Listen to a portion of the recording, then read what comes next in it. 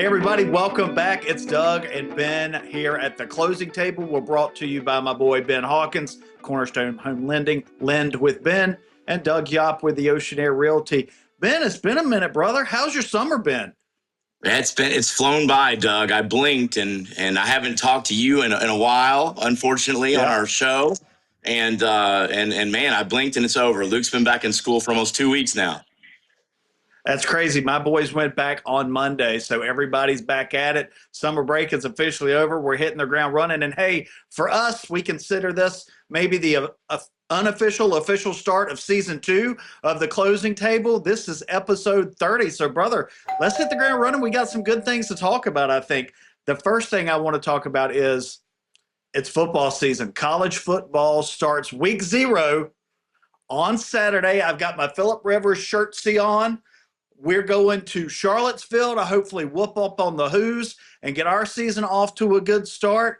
Just tell me how excited you are about college football, man. I'm just pumped for football in general, brother.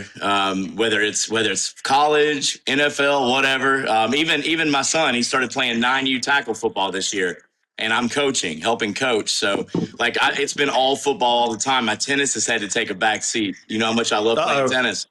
But yeah, man, no, it's been a blast. We've got I love football, and I'm just so excited for the upcoming season. And I can see that you are just by your attire today. So yeah, let's go. I had to think of something good for the show. Representing the Wolf Pack. That's right. It should be an exciting season. You know, hopes are high for everybody, or for most people. This time of year is fun. We're going gangbusters this year. We're going to 3 games. We're going to go to UVA. We're going to go to Vanderbilt. We're going to go to Carolina. But the kids really wanted to go. So I think it's been about 20 years since I've been over there to that steaming pile. So we'll see what happens. Hopefully we come back with a win. But, you know, the great thing about the beginning of the season is everyone has some optimism, even if you don't want to admit it. Well, you know, who knows how it's going to play out, but just having that optimism and the fun of the season starting, getting out in the parking lot, tailgating a little bit, dialing up the ESPN or, you know, it used to be Raycom or Jefferson Pilot, whatever it is these days, just spending the Saturday on the couch with the fam, watching the football, getting out there. I'm really excited. And I can't wait to see how it plays out. We'll talk a little bit more about kind of predictions later on in the show, but I just kind of wanted to preface with that. What's your favorite game day routine when you're watching a game at home? I mean, I have one of those smokers, like an Acorn grill. And so I love to get the coals fired up on that. It takes like 45 minutes to an hour to heat it to perfection. Throwing some steaks, throwing some barbecue on there. And just let it simmer, throughout the day. So I enjoy preparing a big feast. Usually we'll invite some folks over, especially if it's a team that we're all rooting for, like the Carolina Panthers or there you go. Like that. Around here with my buddies, we have different college team alliances, right? Or allegiances, pardon me. So it's kind of hard to get everybody together for one of those games, especially being a Louisville fan. Louisville's about 690 miles away from here. So, not a lot of Louisville fans in the vicinity. But, yeah, that's what I love doing, man. Just having people over, grilling out, enjoying the day. You got to find you a Louisville fan group locally there in Wilmington, or just start your own. There you have it. Every game day at the Hawks Nest, that's where it's at. That's HQ. That's Louisville Cardinal HQ for the college season. I love it. All right, well, let's keep the train on the tracks. You're approved, Ben. We haven't talked about this in a while, but we don't have any news. I don't think it's probably gotten worse. Unfortunately, oil has gone up and down. We're still, last I checked, in the low 80s, unless it popped this morning. I paid $4.36 for premium at the pump at Costco this week, which is pretty high for Costco. I think the highest I've ever seen it. God knows what it's like at the BP. That sucks. Tell us what's going on with rates. What are you seeing? Right now, rates are kind of flat. We're seeing, on a conventional loans, we're seeing it anywhere from the mid to low 6s. Government loans, you're still able to find low 6s, where we were seeing something in the high 5s before, about 3-4 months ago. So it's been a kind of a flat line, if you will, lately. The 10-year Treasury is up above 4.7%. That never helps. And to your point about oil prices, at least this morning, they are down a bit. Based on more straight form use talk. So, we've said it from day one, Doug, as soon as they can get this stuff over with and done and stop negotiating with people that haven't negotiated in good faith, in 50 years, then we can put this stuff to bed and get rates down, get the price of living down. This is the cost of living, everything down. It's all relative to the price of energy. I mean, it's a fact. No doubt about it. And speaking of that, that's actually a good segue into another topic that I've got coming up a little bit later. So hold on to that energy thought.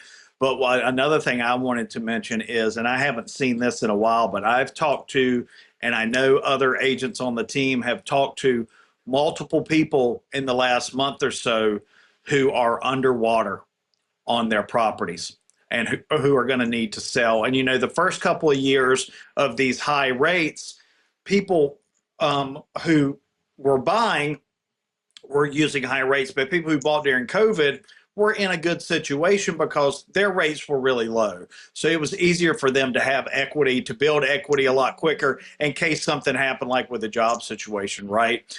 These folks who locked in between 6.5 or 7.5 or something like that over the last 2 or 3 years, now if something in this economy sideswipes them in their job, and maybe they put 2 or 3% down or 5% or whatever, and some places prices have dropped. We're still at more than double the amount of sellers of buyers on the market right now. I've got a seller that I talked to yesterday. Home has been on the market a couple of months. We're withdrawing it Monday. She's going to go back to renting it. She was tired of renting it. She didn't want to do it anymore. But she's got to have cash flow because she's still paying the mortgage. She's still paying the power bill every month. So it's frustrating from that standpoint from people. And it's getting really, really tough. And I hope that something good happens.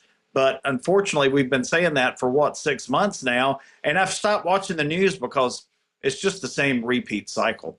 So it's unfortunate, but let's get back to more optimistic things. We mentioned a little bit earlier on the hunt. Is August really the real new year for families? Because it's when your schedule shifts completely, right? Kids are back to school, new sports have started. I'm happy to announce that both my sons are at the same high school now. We got a freshman and a junior. Everett is on the varsity soccer team. Winslow is on the JV soccer team. They're both getting a lot of playing time. And that means twice a week, every week, we're at back-to-back JV and varsity soccer games for about 4.5 hours. And I love it, man. It's fantastic. Like, these are the days of our lives that pretty soon they're going to be behind us, and we're going to be old and sitting on a couch somewhere and thinking about them. So I'm really trying hard to lock it in and, kind of live in the moment. But it's weird because, we talk about January being this new year, but all that is really a break after like a 2-week holiday.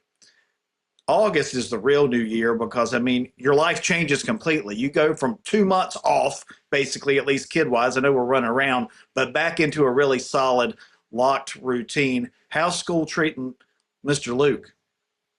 Well, we went back like 2 weeks ago at WCA, and he's really enjoying it. It seems I've already gotten a dose of the homework thus far. It's pretty extensive over there. Yeah. But they challenge. Wilmington Christian Academy does an amazing job of challenging the students. They really do, and they get a great education over there. So I'm very, very grateful for that.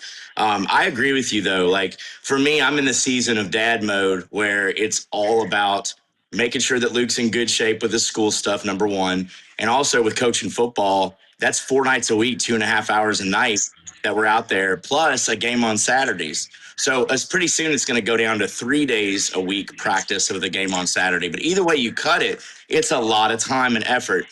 But I will tell you this, I love every minute of it, and I wouldn't trade it for the world. It's been an absolute blessing. I get to be out there I played football for 9 years, so it's a sport that I understand very well.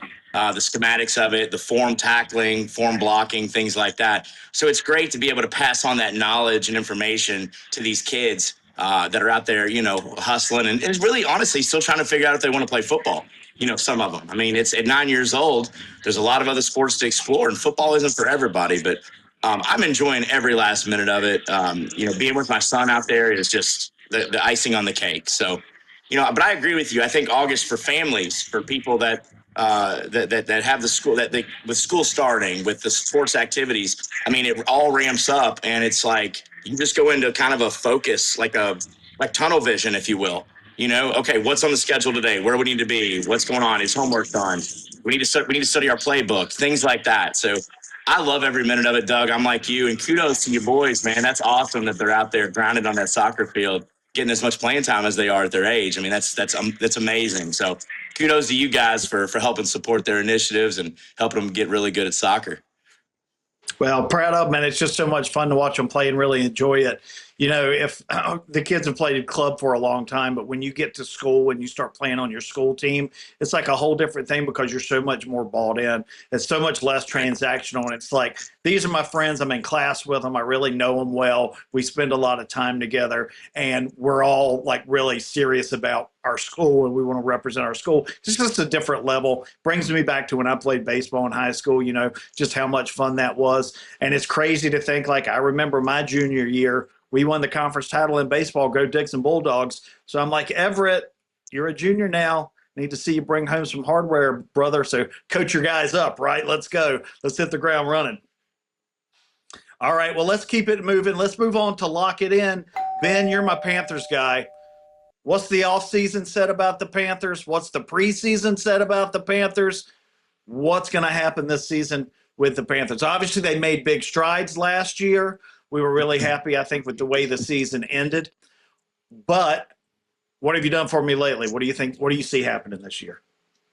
I saw a lot of key injuries during training camp that I didn't like within the first week to 2 weeks. I mean, that hurts. We lost some very important acquisitions and draft picks.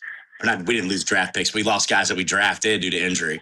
I think our schedule is an absolute juggernaut. It is extremely difficult, but I really feel like that we've got a football guy running the show right now as GM and Dan Morgan. The dude's just a football guy, period. Yeah. And you can see it in the players that he's acquiring. Like, he's going after some dogs that just like football, that are mean, nasty, want to get in there and get it done.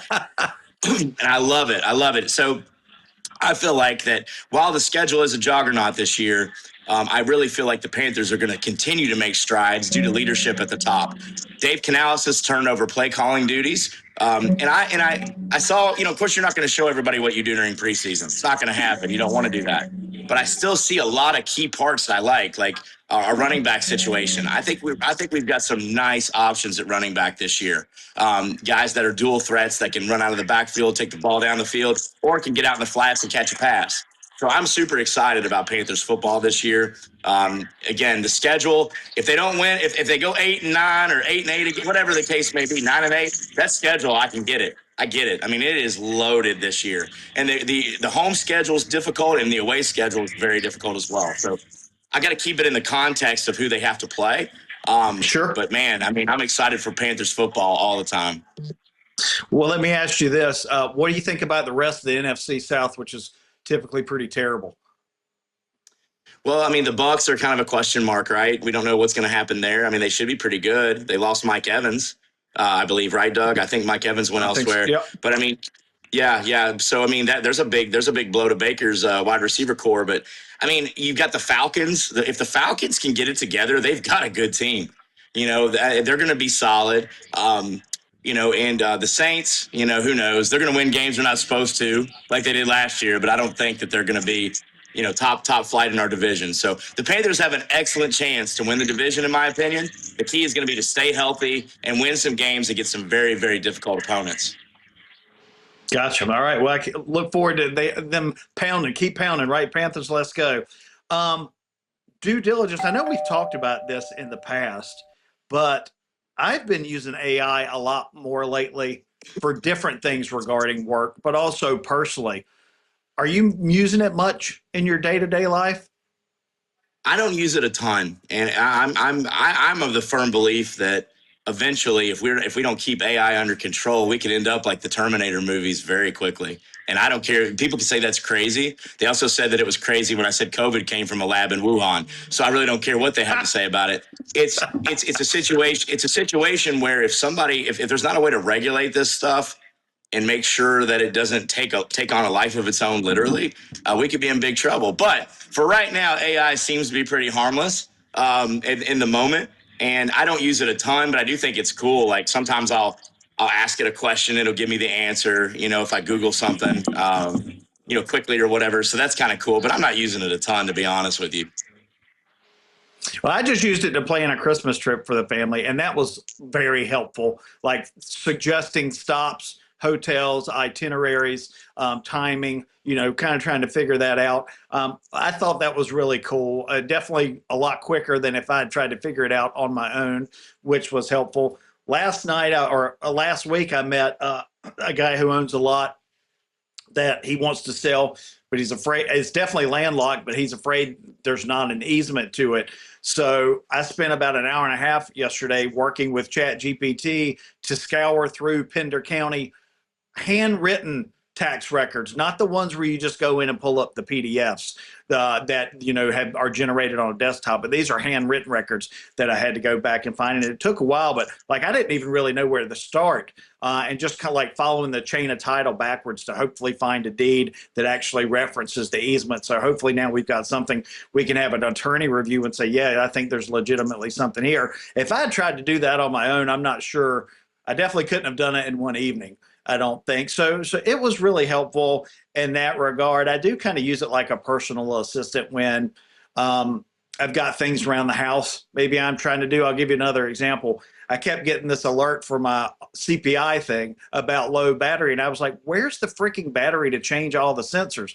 Well, I ran around and come to find out there's one main battery that needed to be changed, where the way the panel was explaining it to me, it was like you had to change a sensor at every window, a battery at every sensor or something like that. Never would have figured that out by my own. And it's nice that stupid thing's not beeping anymore. So it's nice to have it, for little things like that. So I don't have to call customer service, which usually isn't very helpful. I like it in that regard. But yeah, I'm also worried about what's it called, the net thing or whatever. Whatever the thing is from Terminate Skynet. Yeah, also worried about that too. So make sure to thank your AI, Chat GPT, so when they become the overlords, that they don't forget about us who were appreciative of the work that they helped out. Hey, thank you goes a long way, whether it's people or computer overlords, I guess. Fix this. I don't know if this is applied to you. I know the price of everything else has doubled in the last couple of years, so I guess this was maybe a lagging indicator, and we shouldn't be that surprised. I also know it's been an incredibly hot summer. Our electricity bill has gone absolutely through the roof, and when I saw it just creep up every month and to where it was the one I got yesterday, I mean, it's just scary. It's scary. We talked about it. I don't know who, I'm not sure off the top of my head who your energy provider is, but ours is Duke Energy, and they announced they were raising rates. So have you seen the same thing with yours? Is your bill up dramatically? Yeah, I mean, I have a one-level home, and so I don't have to worry about warm air rising to the upstairs. It doesn't do that. But I mean, at the same time, I like to be comfortable in my home, right? So I'm not going to leave it on 76, 77 all day. Mine's set around 71, 70, sometimes 69. I don't mind at all. Anyway, but it's a situation where it's like everything's just out of control. Again, we talk about the cost of energy. These things have direct impacts on people's pocketbooks, and it's getting worse and worse. And I don't understand why that electricity and like energy companies have to be like, why does Duke have to run the whole show? Why can't somebody start an energy company up and start running their own electricity places? You know what I mean? Like it's all got to be contained or something into these one track organizations that can just raise rates whenever they want to. They sure as hell don't ever lower them. All I hear about is them raising it. They never offer to lower it. So I don't know, man. I'm not happy with my energy bills right now, but at the same time, I do love air conditioning, and I want to thank the inventor of air conditioning from the bottom of my heart and soul. Thank you. Well, I will say, as someone who also appreciates good air conditioning, I want to say how thankful I am for air conditioning too, and also the United States of America for having first-class air conditioning, because when I was in Rome, the air conditioning was lacking for the most place. Our Airbnb had a little split unit, and that little thing was struggling to kind of keep up with 100-degree heat in Rome. And man, it was hot. I sweat for 2 weeks straight. I can't believe I didn't lose more weight than I did which was kind of disappointing because all we did was walk and sweat for about 2 weeks straight. But the good old US of A, I come back here, and at least inside, outside is still hot, but inside it feels good. So I guess help us out, dude. Give us a little break. Anyways, let's have a little fun here. Let's have a little fun. Counter offer. Breakfast, Bojangles, or Biscuitville? Biscuitville. It's bow time. It's bow time, baby. Bow time. Let's go. Let's go. Bow rounds, country ham and egg and cheese biscuit. Don't even get me started all day. Bow time, baby. Bow time. I love it. I don't have, admittedly, I don't have a lot of experience with Biscuitville. I have about an every Saturday or Sunday Bojangles experience between my probably junior and graduate school years in college. So spent a lot of time with Bo up close and personal on Western Boulevard in Raleigh. And then when I moved to Wilmington, I spent a lot of time with the Bojangles on Market Street, headed downtown for pickups on the weekends. So that was before there was one up closer to Military Cutoff. But I'm going to have to go with Bojangles. But I want to give you a curveball. If you've never tried it before, I got this combo from a friend in college. Breakfast biscuit from Bojangle, egg, cheese, tomato. Give it a shot if you never have. It's really good and it's a little different. And it doesn't sit as heavy as maybe like the ham or the sausage or the Cajun filet combo, which, you know, is always going to be first class. Always first class. And, of course, the seasoned fries. Raise your hand if you've got Bojangles seasoned fries or seasoning in your house right here. Bojangles seasoning in my house. They sell it in the store and also in the grocery store. So if you ever want it, go pick some up. That's my tip for you. That is the best advice that either one of us have given the entire show. Just so you know, that's the best. The bar is low, Ben. We got to get back on track and get better. We got to get better with our advice, I think, a little bit. Well, hey, you just took a big step forward right there, brother. Yeah, 100%. Well, let's keep it moving. Let's talk about getting local. We're not to be Debbie Downer or anything, but I've seen a lot of closings, especially with restaurants lately in the Triangle area. Are you noticing a similar trend down there? Now, one thing I will note is I think countrywide, we're seeing these small microbreweries close. That I think the market got oversaturated. And while they're great to go and spend time with your family, I think there were just too many options. I think it's a nice like mom and pop thing, but you can't have but so many mom and pops. What are you seeing? Is it similar in Wilmington? Because I was in Wilmington a couple of weeks ago and I was downtown and I hit up this newer place on maybe Front Street. And I mean, it was bumping and it was hot and we had to sit outside and it was still bumping. So there's still plenty of good places that are thriving, but you're seeing other places close and there's a lot of places there on Front Street that, the shops are empty. So what are you seeing down your way? I mean, there's been some closings that I've noticed, but I will say this: Wilmington keeps their restaurants pretty busy and full due to all the tourism. So, you have to pretty much either have a really poor location or a really poor product to fail as a restaurant in Wilmington. I mean, honestly, because you've got all the tourists coming in, you've got locals that like to eat out. I mean, you go around here locally, some of my favorite places, you better call ahead like a few days in advance. Like Friday night at Cornerstone, they have their best prime rib. It's wonderful. But I have to go ahead and make a reservation there well in advance. And they know me. So sometimes I can call them Friday and be like, hey, can you get us a table for two? Me and Luke, they know we like to go in there and enjoy it. So they'll work us something out. But it's if you've got a good product in a good location, I feel like you can be successful in the restaurant business in Wilmington, period. There's just so many people that flock here for tourism that, I mean, you really have to have a turd as a product to not be able to succeed here. Well, it really is a different marketplace in that regard, right? I mean, it's kind of two different target audiences.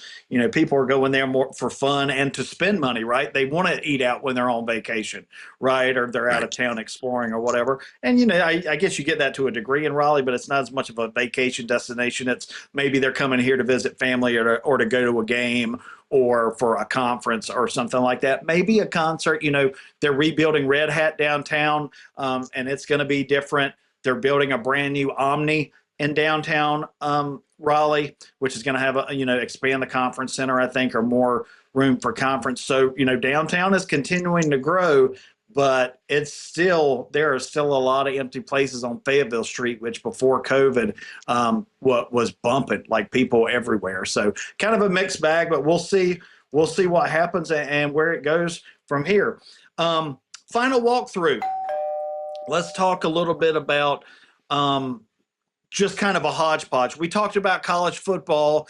Who do you have coming out top?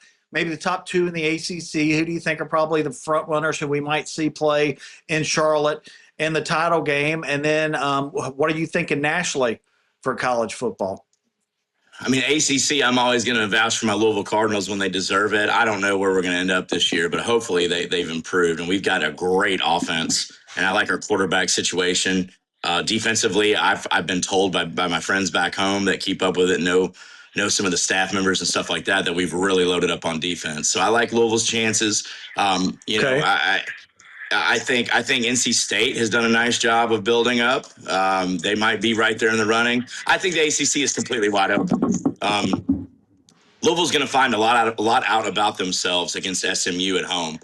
They're a team that we've had trouble beating over the last couple of years for whatever reason. And they're ranked number 19th in the nation right now. So that's going to be a good marker. And as a matter of fact, Luke and I are going to be going up to that game. So I'm excited about that. September 19th, I believe it is. So we'll be there in Louisville rooting our cards on. But, the ACC to me is wide open. I think nationally you got to look at the major powerhouses, right? You got to look at LSU with what they've brought in. You got to look at still I don't know what Alabama is going to be this year. I think if their coach doesn't get it done, he's out of there. I think this is kind of going to be his last straw, if you will. But honestly, I think LSU, from all the attention and all the players that they've gotten, including the new coaching staff, I think they're going to be tough this year. I really do. How about you? Well, I mean, I think that ACC can probably be a crapshoot. It comes down with this, with the lack of round robin play is really, a large determining factor could be just who has the weakest schedule and can you get it done? Do you avoid the big guys enough to sneak through like a Duke or a Virginia did last year? Who knows? Let's see what happens. I don't really know. I'm not sure who the front runner is going to be, but I did want to ask, were you going to be on October 3rd? Is that when Louisville comes to Chapel Hill, or is that the NC State Louisville game? That's NC State. And where's that game at? At NC State? In Raleigh, yep, at Carter Finley. Well, I'm hoping for my buddy up there, Mr. NC State himself, might have some cool accommodations for his boy over here. So, yeah, I don't know. I guess I'll be in Raleigh, pal.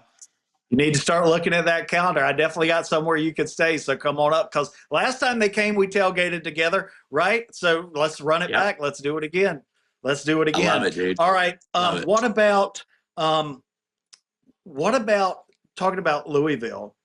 I'm not sure because I saw this once, but I haven't seen it again. Have the Cardinals forgiven the Papa? Is he back in the fold? Well, they should have, and I believe he is making some strides forward with the university. I think what's it been 10 years, something like that. It's been a long time since all that commotion and his comments that were recorded and stuff like that. But it seems to me like they're getting along pretty well. I do know this. The University of Louisville is getting along with somebody with some deep pockets because our college basketball roster is about $30 million. It's unreal. If we don't win the Natty title this year, then I don't know what to say. I mean, they are absolutely loaded in basketball.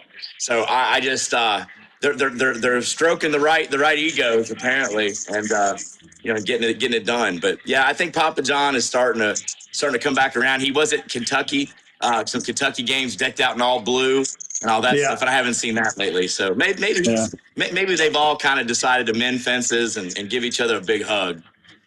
Well, that when that NIL starts to get real important, it makes it a little bit easier maybe to forgive some people, I think. And that was a big pickup for them. I mean, obviously they had a great basketball season last year. I mean, moving forward, kind of, I know not where you wanted them to be, but adding Seth Trimble from Carolina, who decided not to go back after, Hubert got fired and they hired the dude from Golden State, or who had been at Golden State, Denver. I'm sorry. Mike West Coast is Malone. all the same to me. Sam, the guy from Cheers. Sorry. But we got another month or two before we get to basketball. We'll stick with football for now. But one little kind of parting shot here. Hey, rest in peace, Dolly, huh? What a shame. An American icon. Love her or hate her. I don't really know how you could hate her. You could disagree with her, but still very likable, right?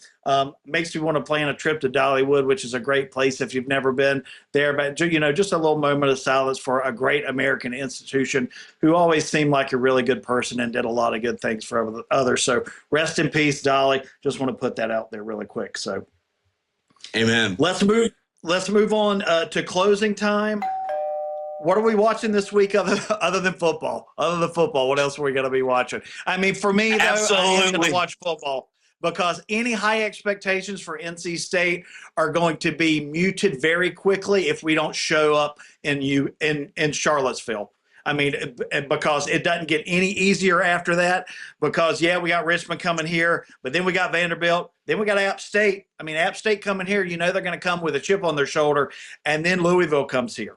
And then Wake Forest comes here. So they're not national powers by any means, but they're always tough competition for us. I don't mean Louisville, I meant those other teams, but for us in conference. So, I'm looking for us to come out, be serious, and take a good start. It sounds like we've made great strides. People are excited. We'll see what happens. So that's really the biggest thing I'm watching because I'm excited for a little road trip with the family to get up there. Charlottesville's beautiful. If you've never been up there, Albemarle Plantation, go check it out. It's a beautiful place to spend a couple of nights. That's God's country up there, man. Vineyards and fields, a lot of green, a lot of American history in that area as well. The UVA, they're the Carolina of Virginia with their thumbs. They thumb their nose at everybody. That's cool, but let's see what happens when we put our hands in the dirt this weekend, huh? What about you? That's right. Man, right now we've been hunkering down for our 9U football team with just trying to make sure we're ready for our first game on Saturday. We had our jamboree this past Saturday, which is basically a live scrimmage, 10-minute running clock. You do offense for 10 minutes, defense for 10 minutes, and our boys did well. We saw some things we need to work on, but we got a big game against Topsail coming up Saturday. So for me, that's kind of where my focus is right now. Like what I'm watching, I'm reading our playbook. I'm making sure our guys know where they need to be. Just really want to, that's the team I'm focusing on right now, is my 9U Coastal Cowboys. So college football will have to take a back seat to our football that we're doing Saturday, but there's a caveat. Our game's at 12:15, so we'll probably be done by 2:00, and then I got the whole slate of college football games to watch. Super pumped about that. But I'm not going to usually, Doug, when you ask me this question, I digress to, I'm watching oil prices. I'm watching the situation with Iran. I'm not watching any of it. I don't want to look at it anymore. I've got something to occupy my mind that'll be much better and something that'll produce at least what I hope are positive vibes for me. And that's with some good games Saturday. So that's what I'm doing, man. I'm going to leave the nonsense over here and pay attention to the important stuff, which is college football, baby. And that's great advice for everybody. Make your own mood. Don't let something else make it for you, right? Get out there, focus on the good stuff, have fun, get into it with your kids, get into it with your family, get into it with your friends, whatever. Have a good time, see the good, even in the bad. See the good, and don't worry about things. What's to say? God grant me the serenity to just get over the things that I can't do anything about, and those I can handle it the best that I can. So let's use that as our mantra.